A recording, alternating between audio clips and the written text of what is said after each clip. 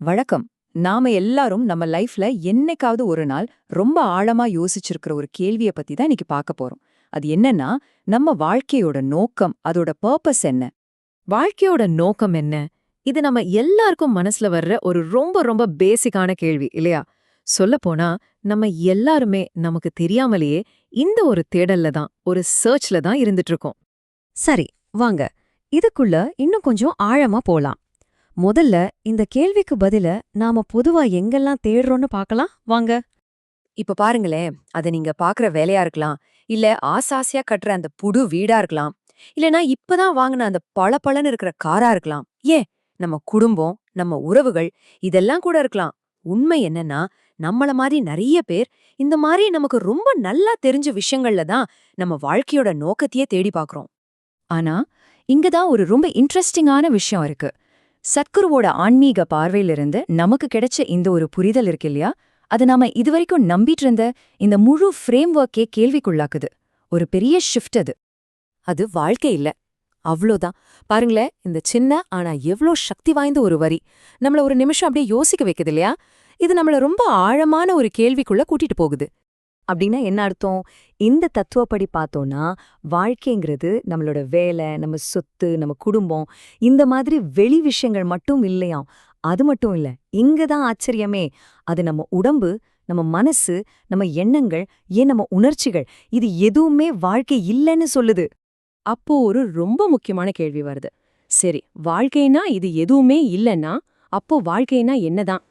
வாழ்க்கைங்கிறது வேற எதுவும் இல்ல. உங்களுக்குள்ள துடிச்சிட்டு இருக்கிற அந்த ஒரு உயிர்ப்பு, அந்த ஒரு அலைவ்னஸ். சிம்பிளா சொல்லணும்னா, அது எப்பவுமே ஆன்ல இருக்கிற ஒரே விஷயம். ஒரு பல்பு எரிய கரண்ட் வேணும் இல்லையா? அந்த மாதிரி இந்த அடிப்படை உயிர் சக்தி இருக்கிறதால தான் மத்த எல்லாமே இயங்குது. இந்த ஆழமான கருத்து இருக்கே, இது சத்குருவோட ஒரு கவிதையோட மையக்கரு.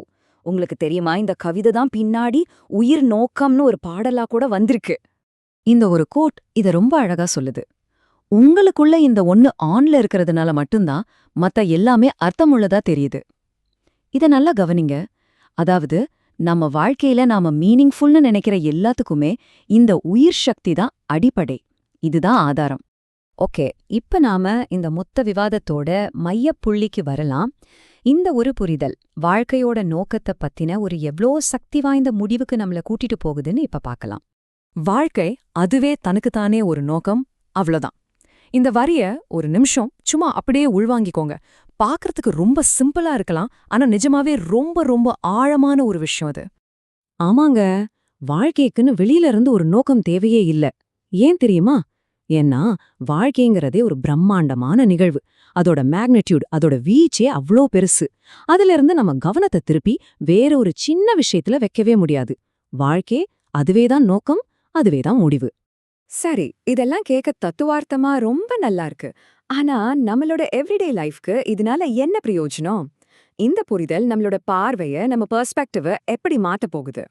இந்த மாற்றம் எவ்ளோ பெரியதுன்னு இந்த ஒப்பீடு ரொம்ப அழகா விளக்கும். இங்க பாருங்க, முன்னாடி நம்ம எப்படி நினைச்சோம், என் வேலை தான் என் வாழ்க்கையோட நோக்கம்னு. ஆனா இப்ப இந்த புதிய பார்வையில என் வேலைங்கிறது வாழ்க்கையோட ஒரு அனுபவம். அதே மாதிரி என் குடும்பம்தான் என் நோக்கம்னு இல்ல. என் குடும்பம் வாழ்க்கையோட ஒரு அனுபவம். வீடு, காரு, சொத்து எல்லாமே அப்படிதான். இதெல்லாம் வாழ்க்கையோட நோக்கமே கிடையாதுங்க. இதெல்லாம் வாழ்க்கைய முழுசா அனுபவிக்கிறதுக்கான ஒரு ஸ்டேஜ், ஒரு களம், அவ்வளவுதான். இந்த முழு விவாதத்தையும் ஒரே வரியில சுருக்கி சொல்ற மாதிரி இந்த கடைசி கோட் இருக்கு. உள்ளுக்குள்ள இருக்கிற அந்த உயிர் சக்தியோட முக்கியத்துவத்தை இது ரொம்ப ஆணித்தரமா சொல்லுது. உங்களுக்குள்ள இருக்கிற இந்த ஒண்ணு நின்னு போயிடுச்சுன்னா, உங்களை சுத்தி இருக்கிற எதுவுமே, அது வேலையா இருக்கலாம், வீடா இருக்கலாம், எதுவுமே உங்களுக்கோ இல்ல வேற யாருக்குமே ஒரு பொருட்டாவே இருக்காது. சோ, இந்த மொத்த புரிதலும் நம்ம முன்னாடி ஒரு கேள்விய வைக்குது. அது என்னன்னா, வாழ்க்கை தான் நோக்கம்னா, சரி அதை ஏத்துக்கலாம். ஆனா, இன்னைக்கு, இந்த நிமிஷம், அந்த வாழ்க்கைய நீங்க எப்படி முழுசா அனுபவிக்க போறீங்க?